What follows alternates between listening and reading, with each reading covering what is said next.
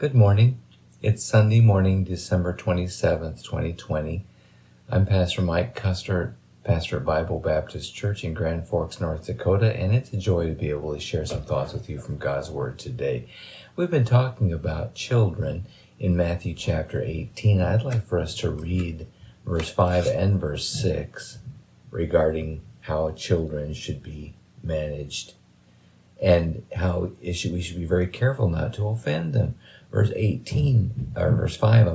18:5 says, "And whosoever shall receive one such little child in my name receiveth me, but whosoever shall offend one of these little ones which believe in me, it were better for him that a millstone were hanged about his neck, and that he were drowned in the depth of the sea."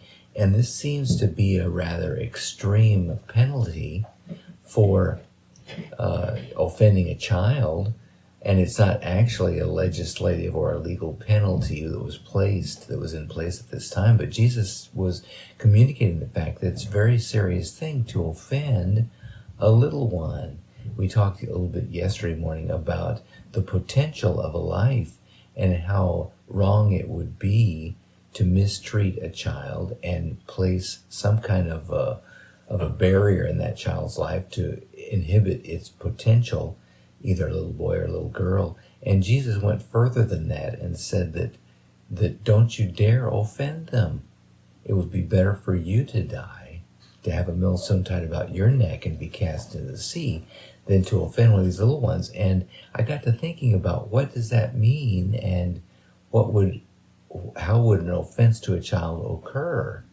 Well, most often it would be through the management or involvement or lack of management or lack of involvement by the parents. And for a child to be offended seriously would be probably due to things like inconsistency.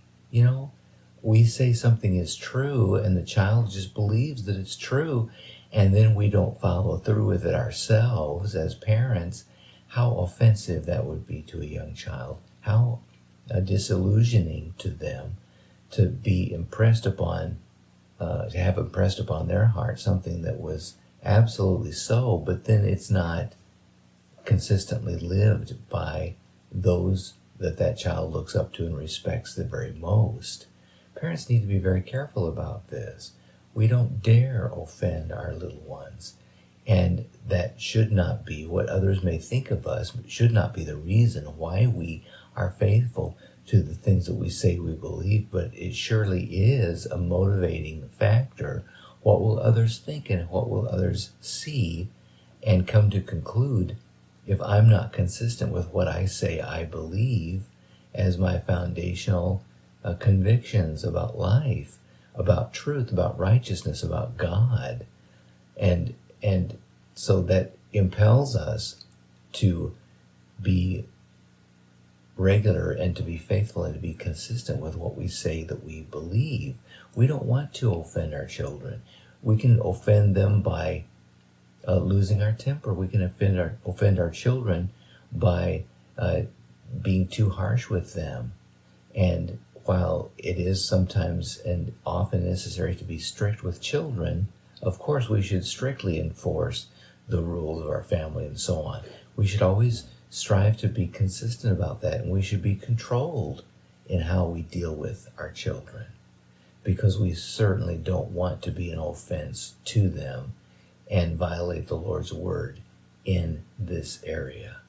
It's a joyful thing. It's a happy thing. It's a blessed thing to have children in the home, and their little laughter is so refreshing and so heartwarming. But along with all the blessings of having children is a great responsibility. And Jesus said, "Woe unto those that offend a little child." Let's be very careful that we're faithful and true to the principles that we say we believe, and that we are diligent to be consistent with them and not bring offense to the heart of a child by that inconsistency. God help you and bless you today.